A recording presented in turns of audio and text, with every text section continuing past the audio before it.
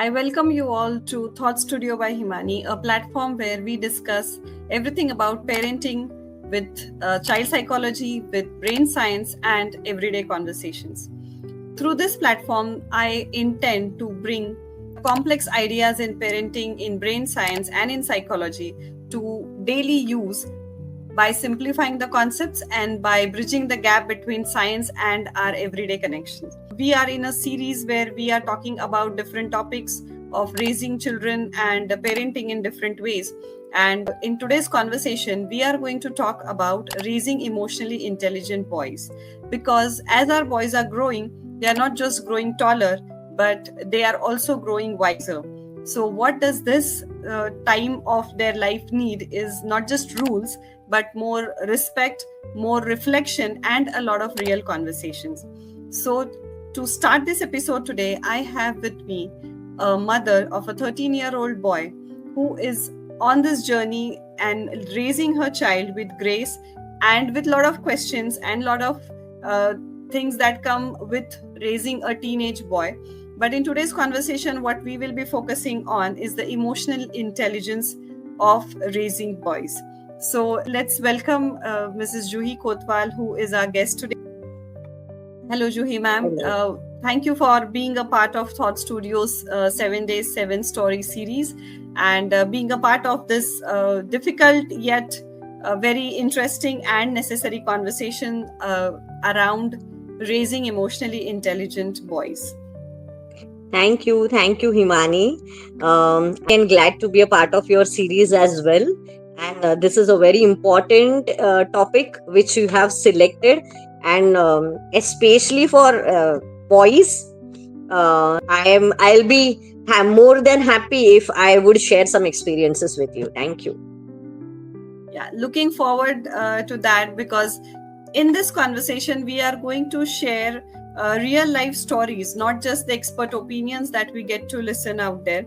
Because when it's the time to implement things, what we need is somebody who has experienced it, somebody who has lived it, along with whatever knowledge and information is available. So blending it together in this episode for everybody who is watching this and starting this beautiful conversation around boys today. So as a mother of a teenage boy, what do you think is emotional intelligence, or how does it reflect in raising your child as emotionally secured boy? First of all, emotional intelligence. The one thing which we rarely share with boys as kids, they are a little less sensitive, or we can say they are less expressive as well. So according to me, emotional intelligence means raising them stronger, confident, help them to handle peer pressures, and also with their inner conflicts. So according to me, emotional intelligence is what I am looking these things into my kid. Yes, that's absolutely insightful, because when this is the transition phase from childhood to teenage is very tricky, it's very difficult. It's difficult for the children, and it's difficult for parents as well, because this time is where they go through huge transformation, physically, biologically, mentally, psychologically, socially. Everything is changing around them so drastically that this emotional intelligence as a part of their life becomes very, very important. So going ahead, I would like to know that as you are a mother to a teenage boy, how is your son in expressing emotions? Does he talk easily, or is he a bit sensitive, or is he a bit reserved? What is his emotional language of expression? Mani, my kid is, I won't say he's different, but since last year, means when he has entered into teenage, it's been very confusing for me as well. Means it has changed upside down. many a times I'm very happy to see that he's expressing, he's talking too much, and many a times he's like quiet, he don't want to mix up with anyone. He's into his own world. Right now he's in sports. He does swimming, he is a footballer also, and he loves it. He excels, but usi ka opposite is he is not that, means average into studies, but the label being placed that you need to study, and irritation level has increased. His whatever I tell him, if I repeat it, he is like, I understand now, please don't do that again. So he is adult, but I don't treat him like adult. Many a times I say, now you're not a kid, so he is also confused, what should I do then? Yeah, that's really, thank you for being so honest, because that is how real struggles of parenting are. They are not True, coming from the true. books, they are not coming from the scripts, they are coming like this No. in everyday Yeah. life. So as he's at the crucial age of 13, so that is an exact stage where he's going to transition towards adulthood, but not into adulthood yet, as you rightly pointed out. And the confusion regarding, it's not just regarding the academics, it is regarding identity, it is regarding choices, it is regarding freedom, independence, perspective of True. things, lot of things, having opinions of what is good, what is bad, what is right, what is wrong, depending on the environment of the house. And that is what has shaped them till now. So this confusion regarding the personality is very true, and a struggle of, I think, almost all the parents. So when you have said that, I think all the parents are going to agree that they are at this stage, especially they have teenage kids, both boys and girls. True. With this, I would also like to know that, do you think that is it because he's a boy he has lack of expression, or maybe it is because of the environment that we raise the boys in, that they are, it's a their default mode that they are less expressive? So Um, considering the environment around you, how do you see this, that just because he's a boy he's less expressive, or is the environment also contributing, like he's watching other men in the family, and how oh, does it look for you? he, as a boy, he is less expressive, like his nature is, he do not express much. But the topics which he likes, he will speak a lot about it. He has his own connections with the people on which he talks. But on the other side, whenever you will talk, like He's as soon saying as we words. brag him, like you have to do this, Yeah. then he will like numb, not speak anything. And many a times, it's our environment also. We always are grown up into that boys should be tough. uh, if he's crying, we say like, are you a girl? Not behave like this, huh?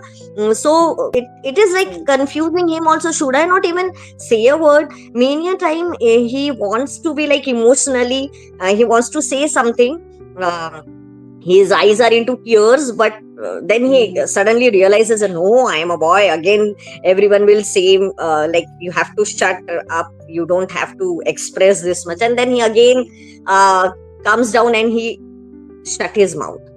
They are like, Yeah. if you do not listen to them, they will be like, okay, then they will just go off, and Yeah. you are with the question, have I done it right, or I need to understand him more? So it's more emotional pressure. Also the child is confused that I don't know if I'm angry or I'm mad or sad. So Right. I think this part of emotional intelligence, which we also called as self awareness, being aware of your own emotions, your own way of expressions. So somebody who is naturally reserved by nature will not throw tantrums or will not get angry in an instant, but will be slowly boiling inside. Somebody who is very expressive will just speak, and maybe that's the way of expressing emotions. But as you rightly said, it is our societal norm of raising boys in a particular way, saying few dialogues that have been, I think, repeating from generations, and Yeah. still in this time and era where we are talking about all types of advancements and developments, in our mind somewhere we are stuck with this thought that boys need to be strong, or strong in the sense when it's physical strength, or it has to be a dominance sort of. So, and that is why I wanted to discuss this topic, because emotional intelligence, when we talk about emotional intelligence, it is the same for girls and boys. It cannot be different because they are girl or boy. So I think boys also deserve to be expressed. They should have the same kind of platform or same kind of environment that we give girls to express their emotions equally, because they are no less humans. They need to be in their full capacity like any other person. So at this age, there is also a lot of embarrassment, fear of embarrassment, rejection. For a teenage boy, that rejection can be like he's in sports, so maybe rejection in a sports team, loss of a game, can be really difficult emotions, can make him frustrated, irritated, angry. And this is where emotional intelligence lies, and where we can come in as parents and give them that liberty, freedom. So if he has lost a match and wants to cry inconsolably, I think that should be fine. That should be okay. Yeah. That instead of maybe saying that, okay, you'll win another match, or we'll see next time you do better. So, but that moment he has lost the match, and that matters to him a lot. So allowing them to cry like any other kid is, I think, absolutely okay. It's very difficult at that time, because we are been grown up into that what we can say, the dialogues that boys should not cry. Everyone in the society should understand this, because you never know who is important to him right now. If this dialogues comes from the person, he thinks that his words means a lot to him. And if that person only says him that you cannot cry, you cannot express, or होता है, छोटी सी बात है, हमेशा ही है, then he feels like then no one listens to me. And at this age, in this age, he is like कि मेरा कोई सुनता ही नहीं है, मुझे कुछ करने का freedom ही नहीं है. So taking this point, maybe we can take it further. Or when it comes to freedom, independence, or when he comes up with a point where he's like, nobody's listening to me, or getting that freedom to maybe speak or do whatever I want to do. As a mother, especially as a mother, how do you think you guide him, or how do you handle this scenario? Because this is like an everyday thing.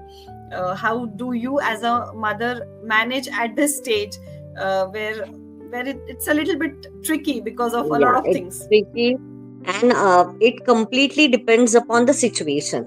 Like I would say, if it's a very small thing, like it's a very simple task, and if he says that मेरी कोई सुनता ही नहीं है, into that simple tiffin, if I have he's been asked me to give a cheese paratha, and I give him a आलू की सब्जी or something, and he says कि मेरी कोई सुनता ही नहीं, then I have to be like कि you cannot repeat this every time, na? And but yes, when it comes to any bigger situation, like in his sports or anything, if he wants something which I feel yes, once we should sit and listen, because their needs are completely different than what we used to have in our teenage.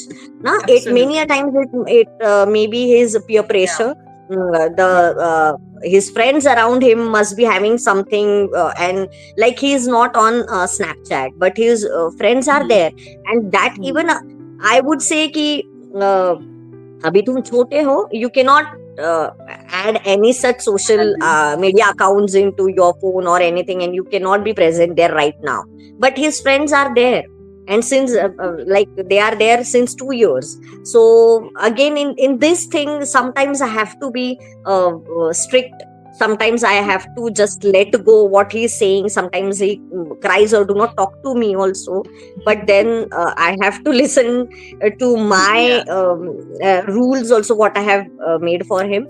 But many a times I have to even break those rules, and I have to emotionally connect with him. I try to deal it with the situation again, I would say, but it's Yes. very difficult. Navigating through this situation and also managing this particular age, how do you think is the influence of primarily what we all are worried about is social media, peer pressure, and do you have conversations with him with respect to social media pressure or peer pressure? So how have you designed it for your family?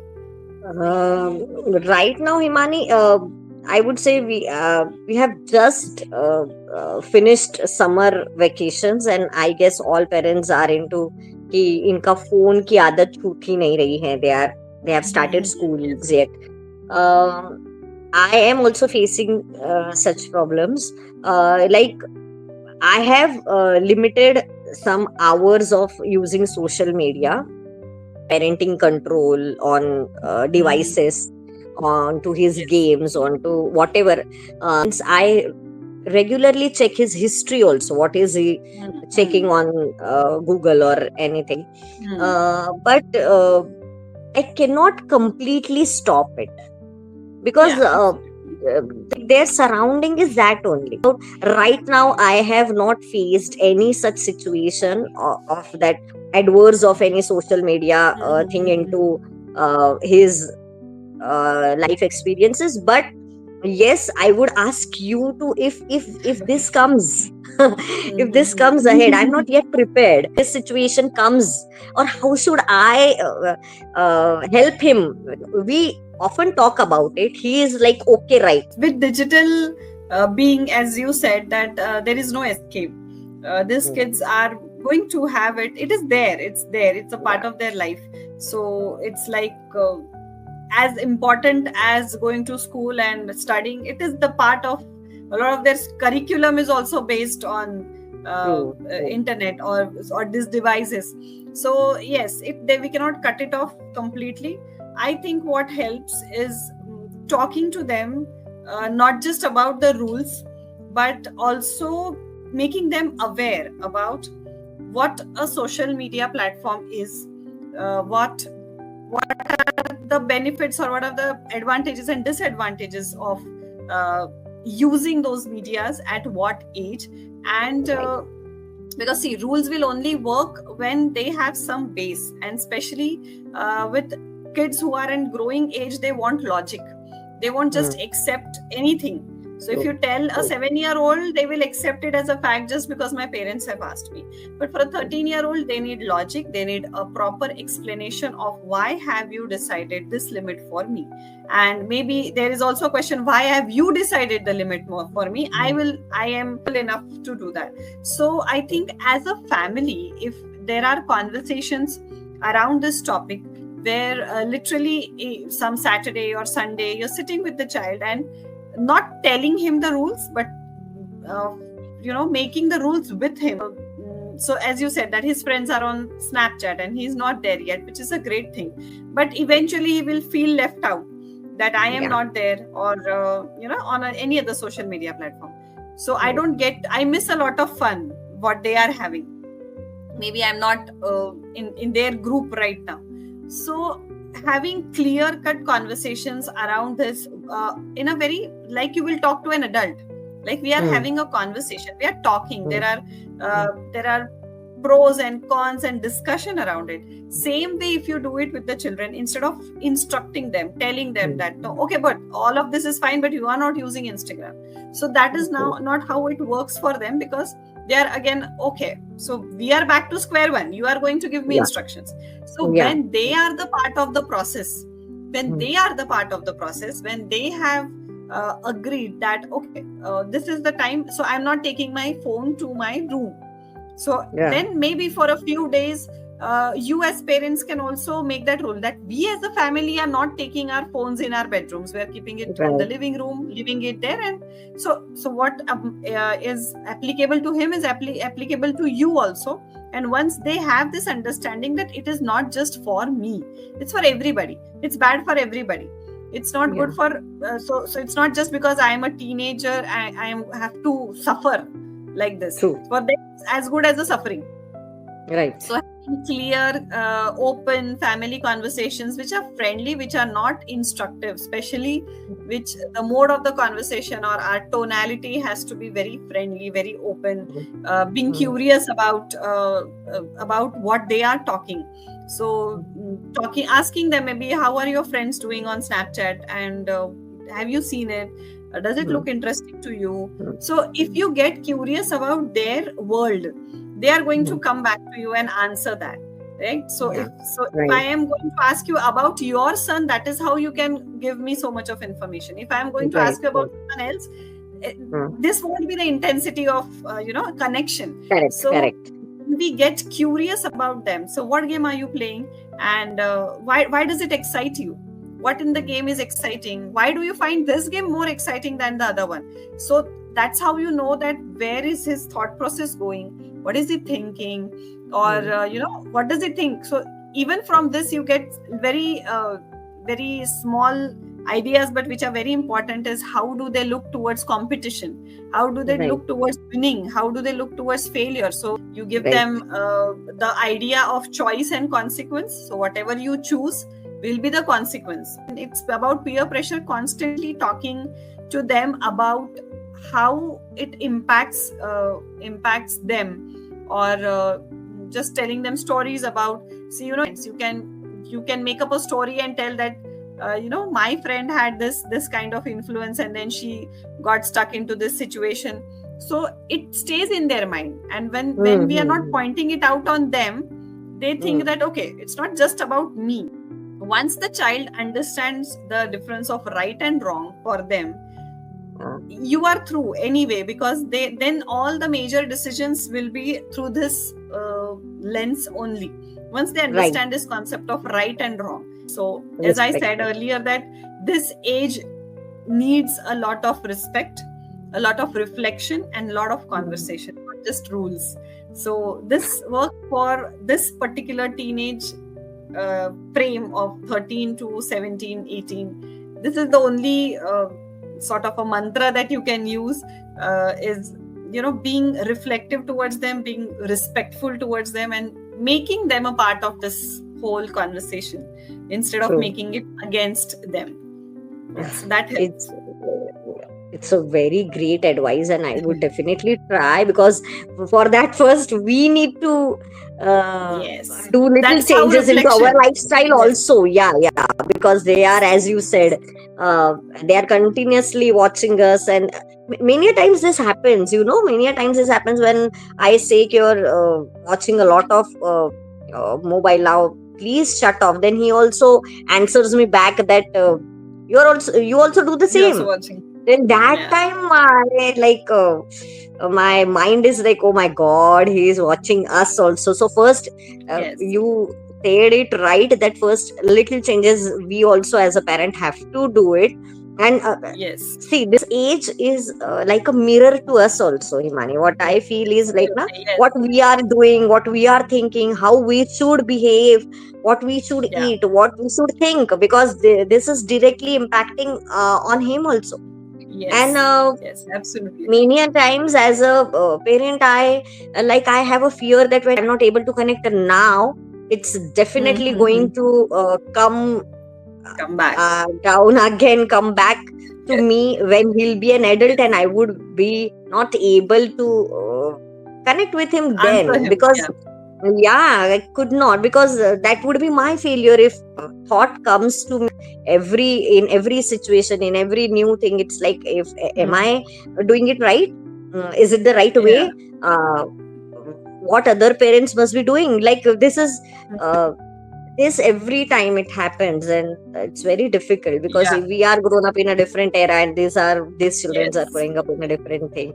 So definitely try your tips and so much, because this is a mindset shift for parents as well, especially because when your child is becoming more independent, more seeking more freedom, this is true. Unless and until the parents come from this accept this idea that we need to change, Right. so that True. we raise someone who is emotionally stable, who is resilient, who knows how to solve his own problems, who knows how Correct. to be there in a situation, not run away from it.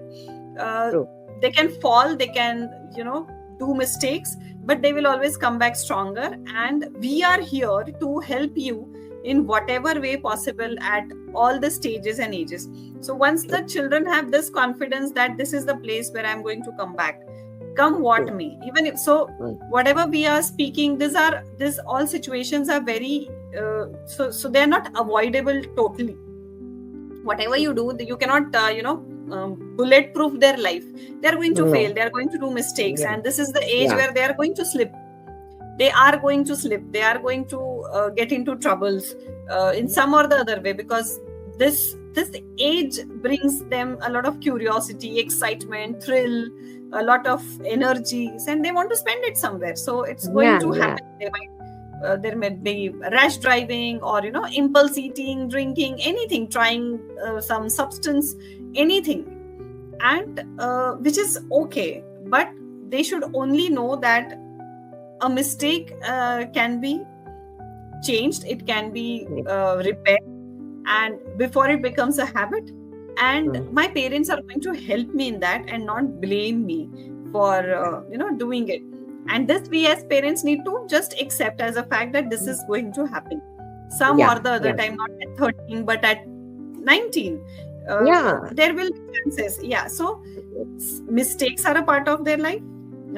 Slipping off is the age where they are in, and what they need from us is I think a lot of understanding, a Yeah. lot of presence in their life. So it's not about, so when you say that, I sometimes think that it is maybe I'm doing right, wrong, am I doing enough, or how other parents might be doing it. So what matters is not this perfect scenario, because there is none. There's no right or wrong way of parenting or handling it. But what matters is your presence. Your child knowing that you are there. You are there, not just physically, but emotionally, mentally, you are available. Anytime he wants to come to you with anything, it can be about friends, it can be about relationships, it can be about any difficult, tricky topics that he wants to talk. Yes. My parents are available emotionally, mentally, physically for me whenever I need them. And that's it. That confidence is going to help them also be motivated to try new things, to take risks, because that's how they are going to succeed, by taking risks, by being motivated, by being so have positive influence also. So influence can be both ways, positive and negative. And just the presence of mindful presence of parents, the way we talk, the way we are with them, with their friends, or even any other member in the family, they are constantly observing. They are like CCTV cameras at your home 24 hours. Your children are that CCTV cameras, because they are watching you all the time. The way you are expressing, so the way your emotional intelligence is built, that's how your child's emotional intelligence will reflect. So when it comes to basic emotions like anger or frustration, if it is expressed in a particular way, if somebody is shutting it off, then he'll shut it off. If it's expressed very explosively, he's going to do it explosively. Whatever is coming from parents, that is what he is going to learn. So very mindful, very mindful about everything. And because this age, they have understanding, they have logic, they are making sense of the world. Onwards, they are individuals, and psychologically also they are going through this process of individuation, where they want to know, who am I as a person, what are my choices. So these are my parents' choices, these are my family's choices, but what are my choices? So that's a beautiful process, but a difficult one for them also. So I think mental presence, emotional presence of parents is also very important. And once parents start working on their emotional well-being, their emotional intelligence, you will see that changes in the child automatically, without even talking, without even speaking about it openly. So as we value IQ EQ, that is the emotional quotient of a person, is equally Equally important. should be valued. Yeah. It's there, it's the part of your brain development, it's the part of their psychological development. And I think somebody who has good EQ will be good in relationships, will have good friends, will be able to face challenges openly, because challenges Yeah. are going to be there. Yeah, So correct. that's how we see emotional intelligence. I see it as a life skill that all kids should have, everybody should have. It's a life skill, it's a leadership skill It's a that leadership. it has to be there. You should have emotionally intelligent thought process.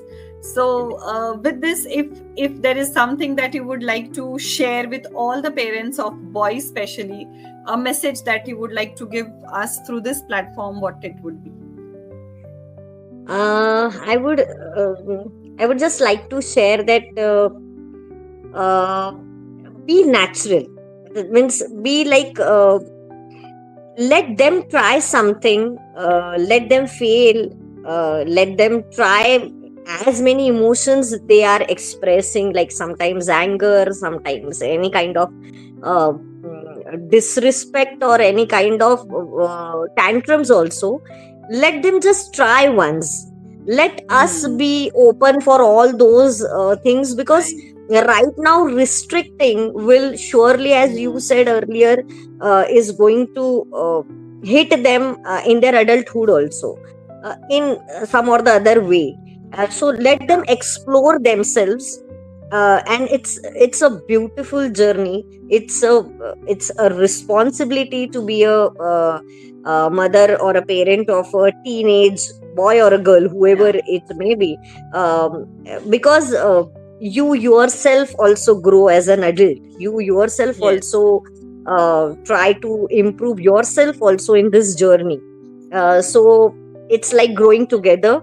I always say, my child, understand that you are into this age.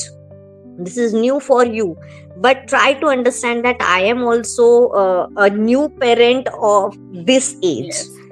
So we together will walk on to this, and we'll try to figure it out that how simple it could be. And I'm really thankful to you also for presenting such a important topic, and it's very difficult to express such topic also, because they're very sensitive, na? And every when you sit and think about it, it's really a challenging process. And definitely it is. But ready, keeping my fingers crossed that I would try to be a good mother to him. I would definitely try. Absolutely. And with this conversation, one thing that we all should take away a sort of is that parenting is a journey. It's not a one-stop destination. At every stage and age, there will be there's going to be fun. There are going to be challenges, mistakes by us as parents also, because as you said, that it's our first time also to be a parent to a teenager, to a 20-year-old, to a 25-year-old. So it's our first time also. And because we have this resources and availability of things, we can learn and do better for them than what we have experienced as teenagers, because time was different then. But want ultimately for all the for all our children, that they thrive in all the sectors of life. So once again, I'm really thankful to you to be a part of this conversation, to share honest ideas and challenges that I think almost all mothers face. But speaking it out and seeking help for it is difficult, because most of the times mothers think that maybe this is in my case. It's not with everyone else. Maybe everyone else has it sorted out. So ideally, no one has it sorted out. Thankful to you also, because you have given me a good tips and good advices.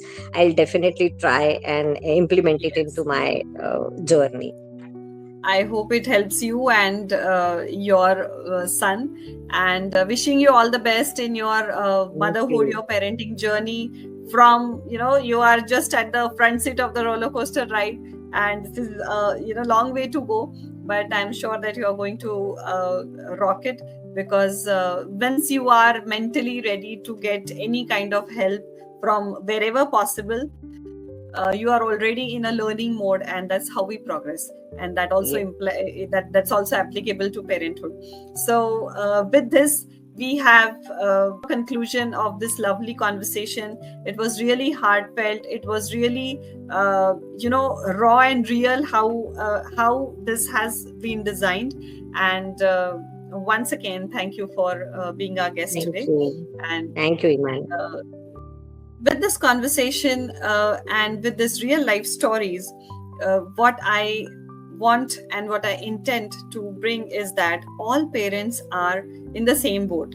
But if you want to go to the another end with your children, with your family, and you want to see your children thrive, what matters is we also get the learning attitude as parents. We need to be progressive in our thoughts, and not just have information. We need to implement it time and again, seek help wherever needed, and then take on to this journey of parenthood. So with this, we will see you in the next episode of Thought Studio by Himani, 7 days 7 stories.